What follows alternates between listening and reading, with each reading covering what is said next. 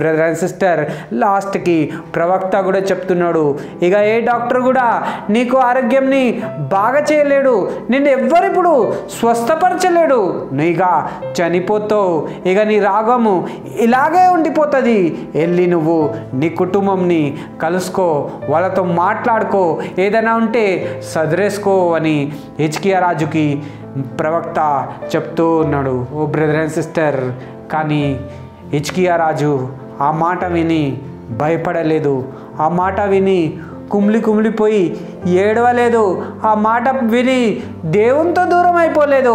ఆ మాట విన్న తర్వాత వెంటనే ధైర్యం తెచ్చుకున్నాడు, వెంటనే విశ్వాసంని తెచ్చుకున్నాడు. అయ్యో, డాక్టర్ నాకు బాగా చేయలేకపోయినారేమో, పర్వాలేదు, ప్రవక్త నాకు చెప్పేసిండేమో, ఇక నీకెవ్వరు మంచిగా చేయలేరేమో, కానీ నా దేవుడు ఉన్నాడు, నన్ను భూమి ఆకాశాన్ని సృష్టికర్త దేవుడు ఉన్నాడు, ఈ దేవుడు ఉన్నాడు, నన్ను కూడా ఆయన సృష్టించిన దేవుడు ఉన్నాడు, ఆ దేవునికి చెప్తాను, నేను ఆ దేవుని ముందు నేను మోకరిస్తాను, ఆ దేవుని ముందు నేను కన్నీళ్ళని కార్స్తాను.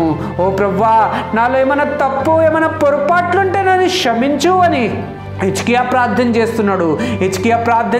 ప్రభా, నీ సేవలో ఏమైనా పొరపాటు చేస్తే నన్ను క్షమించు ప్రభా, ఎక్కడైతే నేను తప్పిపోయినాను ప్రభా, నన్ను క్షమించు ప్రభా అని హిజ్కియా మోకరించి కన్నీళ్లతో ఎప్పుడైతే ప్రార్థన చేసిండో వెంటనే దేవుడు అలాంటి ప్రార్థనని విన్నాడు. ఎందుకంటే పూర్ణ మనసుతో హిజ్కియా రాజు దేవుని దగ్గరకు వచ్చిండు, పూర్ణ మనసుతో మోకరించిండు, పూర్ణ మనసుతో కన్నీళ్ళని కార్చిండు. అందుకే దేవుడు ఆయన ప్రార్థనని విన్నాడు. ఓ బ్రదర్ అండ్ సిస్టర్, ఈరోజు దేవుడు నేను నీ దగ్గర నుంచి నా దగ్గర నుంచి కోరుకునేది ఏంటంటే మనం కూడా హిజ్కియా లాగా సరి చేసుకోవాలా, మనం కూడా హిజ్కియా లాగా డాక్టర్లని ప్రవక్తలని కాదు, మనం కూడా హిజ్కియా లాగా దేవుణ్ణి నమ్ముకోవాలా, దేవుని మీద విశ్వాసం పెట్టాలా, దేవుని ముందు మోకరించాలా, దేవుని ముందు మనం ప్రార్థన చేసుకోవాలా, కన్నీళ్ళని కార్చాలా. హిజ్కియా ప్రార్థన దేవుడు విన్నాడు, జవాబిచ్చిండు, బాగా చేసిండు. మన ప్రార్థన కూడా దేవుడు వింటాడు, జవాబిస్తాడు, బాగా చేస్తాడు, స్వస్థతని ఇస్తాడు. ఓ బ్రదర్ అండ్ సిస్టర్, ఈరోజు దేవుడు ఈ వాక్యంతో మనతో మాట్లాడుతూ ఉన్నాడు. ఓ బ్రదర్ అండ్ సిస్టర్, ఇక్కడ హిజ్కియా బాధపడుతున్నాడు. ప్రభా, చాలా రోజులైంది ప్రభా, నీ మందిరానికి పోలేకపోయినాను ప్రభా, నన్ను క్షమించు ప్రభా, నా ఆరోగ్యం బాగలేదు ప్రభా, నడవడానికి అయితే లేదు ప్రభా, కూర్చోడానికి అయితే లేదు ప్రభా, నిద్రపోవడానికి అయితే లేదు ప్రభా, అన్నం అరుగుతలేదు ప్రభా, నాకు ఎన్నో డాక్టర్లను చూపించుకున్నాను ప్రభా, ఆరోగ్యం బాగలేదు ప్రభా, ఈ ఆరోగ్యం బాగలేని వల్ల నేను నీ మందిరానికి పోలేకపోతున్నాను ప్రభా, కుడికలకి పోలేకపోతున్నాను ప్రభా, దయచేసి నన్ను మంచి ఆరోగ్యంని ప్రభా, మంచి స్వస్థతని ప్రభా, నన్ను ముట్టి బాగా చేయి ప్రభా అని ప్రార్థన చేసుకున్నాడు హిజ్కియా మోకరించి ప్రార్థన చేసుకున్నాడు. హిజ్కియా కన్నీళ్లతో ప్రార్థన చేసుకున్నాడు. హిజ్కియా అడిగిండు, ప్రభా, నేను నీ మందిరానికి వస్తాను ప్రభా, నన్ను ముట్టి బాగా చేయి ప్రభా, ఏమైనా ఉంటే నన్ను క్షమించు ప్రభా అని అడిగిండు. వెంటనే దేవుడు ఆయన మనసుని చూసిండు.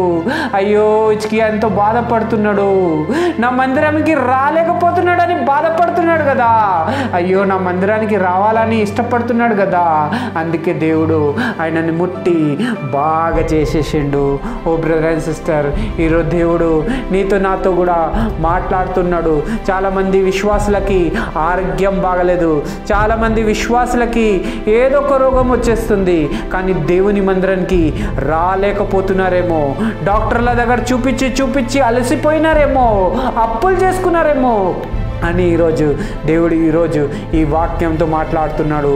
హిజ్కియా ఎలా అయితే దేవుని మందిరానికి వస్తాను అని ఇష్టపడ్డాడో అప్పుడే దేవుడు ఆయనని బాగా చేసిండు. ఎందుకు హిజ్కియా రాజుకి దేవుడు బాగా చేసిండంటే, హిజ్కియా ఏం కోరుకున్నాడంటే, నేను ఈ మందిరానికి వస్తాను ప్రభా, అక్కడ వచ్చి ఆరాధన చేస్తాను ప్రభా, అందరితో కలిసి పాటలు పాడతాను ప్రభా, వాక్యంని వింటాను అని హిజ్కియా మనస్ఫూర్తిగా కోరుకున్నాడు. ఈ కోరిక ఎవరికి చెప్పలేదు, మనసులో ఉండే అది, ఆ కోరిక మనసులో ఉన్నది అంతా దేవుడు చూసేసిండు. ఓ బ్రదర్ అండ్ సిస్టర్, హిజ్కియా రాజుకు వెంటనే బాగా చేసేసిండు. ఓ బ్రదర్ అండ్ సిస్టర్, ఈరోజు నీకు కూడా బాగలేదా? డాక్టర్ దగ్గర పోతున్నామా, చూపించుకుంటున్నామా, బాగా అయితలేవా, దేవుని మందిరానికి కూడా పోలేకపోతున్నావా నీ ఆరోగ్యం బాగలేదని? ఈరోజు దేవుడు ఈ వాక్యంతో మాట్లాడుతున్నాడు.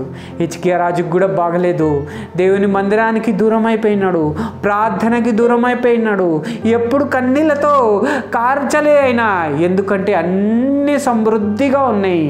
కానీ ఎప్పుడైతే దేవుని ఇంటికి వస్తాను అని ఇష్టపడ్డాడో, ఎప్పుడైతే దేవుని ముందు కన్నీళ్ళని కార్చిండు, ఎప్పుడైతే ఈ మనసు పూర్తిగా దేవుని ముందు మోకరించిండు, అప్పుడే దేవుడు ఆయనని స్వస్థని ఇచ్చిండు. ఓ బ్రదర్ అండ్ సిస్టర్, దేవుడు ఈరోజు ఈ వాక్యంతో మాట్లాడుతున్నాడు.